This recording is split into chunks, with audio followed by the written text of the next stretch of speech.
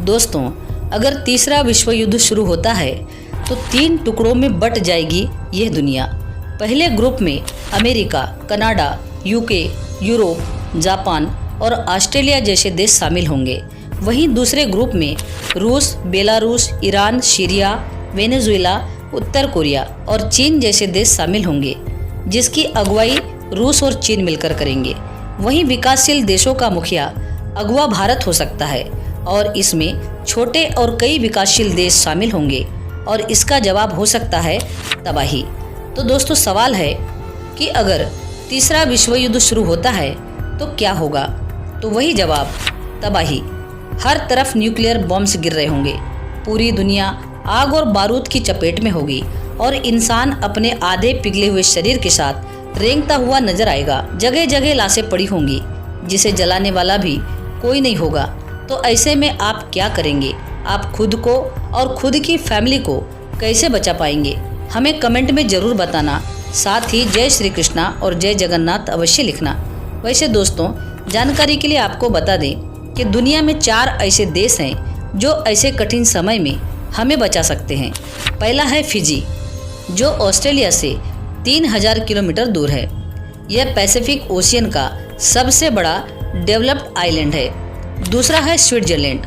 दोस्तों, Switzerland lock country है जो फ्रांस, जर्मनी, इटली और ऑस्ट्रेलिया से घिरा हुआ है, जिसमें से जर्मनी, इटली और फ्रांस वो देश है जो वर्ल्ड वार 2 का हिस्सा रह चुके हैं। इनकी छत्र छाया में रहकर भी स्विट्जरलैंड शायद दुनिया का सबसे न्यूट्रल कंट्री है। तीसरा है न्यूजीलैंड। न्यूजीलैंड जो फिजी से कुछ मीलों की दूरी पर है, जो ग्लोबल पीस इंडेक्स के मुताबिक दुनिया का सबसे शांति प्रिय और दुनिया का 10वां सबसे खुशहाल देश है। चौथा है आइसलैंड, जो यूके और बाकी यूरोप से 1000 मील की दूरी पर बसा हुआ है। आइसलैंड बेहद खूबसूरत होने के साथ साथ नेचुरल रिसोर्सेज से मालामाल है। यह अटलांटिक ओशियन का दूसरा सबसे बड़ा आइलैंड है। दोस्तों, आइसलैंड के पास इतनी नवीनीकरण ऊर्जा है कि अपनी ही 100% एनर्जी खुद ही जनरेट करता है। दोस्तों, अब बात करते हैं वर्तमान समय में चल रहे युद्ध की, जहां इजराइल पर ईरान ने 180 से ज़्यादा बैलिस्टिक मिसाइलें दागी।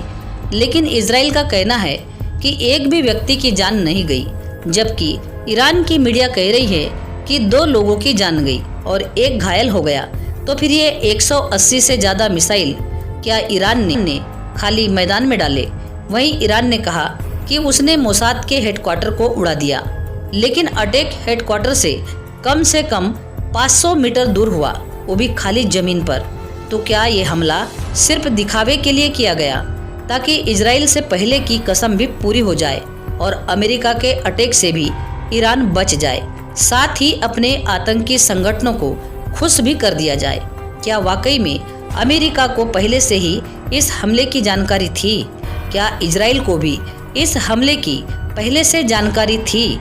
तो क्या इसी वजह से इजराइल ने हमले के सिर्फ 2 घंटे बाद ही अपने एयर स्पेस को ओपन कर दिया? तो क्या इजराइल को यह भी पहले से पता था कि ईरान दूसरा हमला नहीं करेगा? तो क्या यह हमला युद्ध की समाप्ति की शुरुआत है या फिर तीसरे विश्व युद्ध का आगाज है? दोस्तों, इन्हीं सभी सवालों के जवाब हम सनातनी टेल्स चैनल की इस वीडियो में विस्तार से बताएंगे। वीडियो को ध्यान से अंत तक जरूर देखिएगा और आपसे छोटा सा निवेदन है कि वीडियो को लाइक जरूर कर लीजिए और यदि आप चैनल पर नए हो तो चैनल को सब्सक्राइब जरूर कर लीजिए।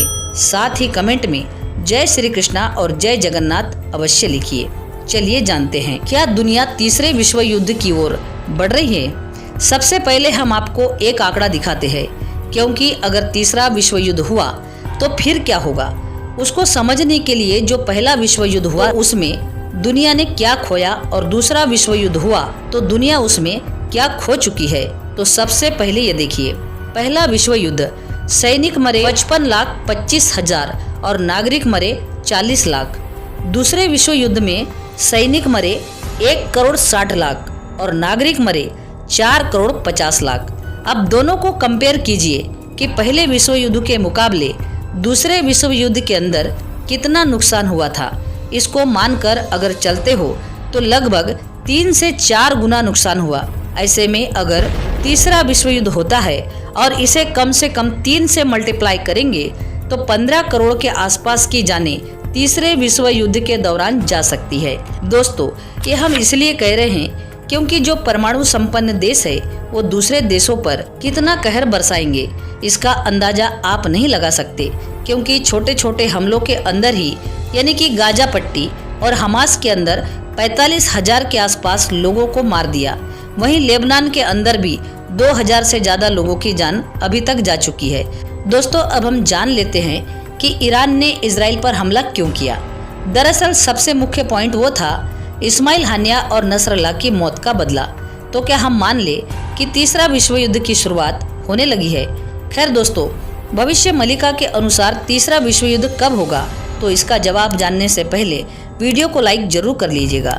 दोस्तों, वर्तमान समय को देखते हुए ऐसा लगता है मानो तीसरे विश्व युद्ध की शुरुआत हो चुकी है, क्योंकि जिस प्रकार से एक के बाद एक देश युद्ध की आग में जल रहे हैं, एक दूसरे से युद्ध करने लगे हैं, ऐसे में तृतीय विश्व युद्ध जैसे आभास होने लगा है।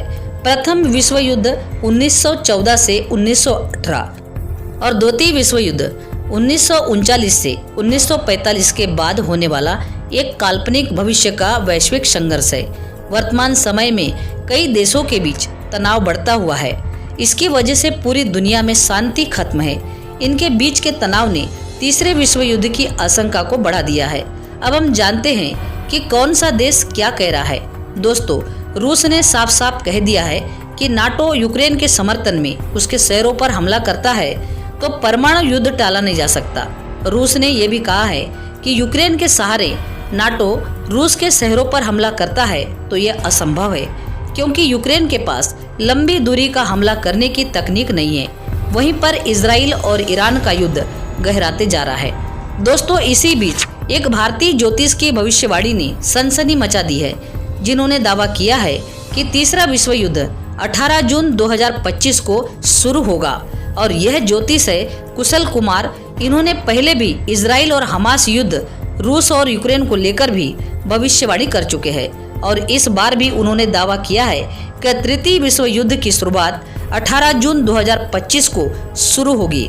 दोस्तों, बता दें कि कुशल कुमार हरियाणा के पंचकुला के रहने वाले हैं और एक वैदिक ज्योतिष लेखक है और वे अपनी ज्योतिष के लिए दुनिया भर में जाने जाते हैं। तो दोस्तों, वीडियो कैसी लगी कमेंट में जरूर बताना और वीडियो पसंद आई हो तो वीडियो को लाइक, शेयर और सब्सक्राइब अवश्य करना। साथ ही कमेंट में जय श्री कृष्णा और जय जगन्नाथ अवश्य लिखना। पूरा वीडियो देखने के लिए आपका बहुत बहुत धन्यवाद।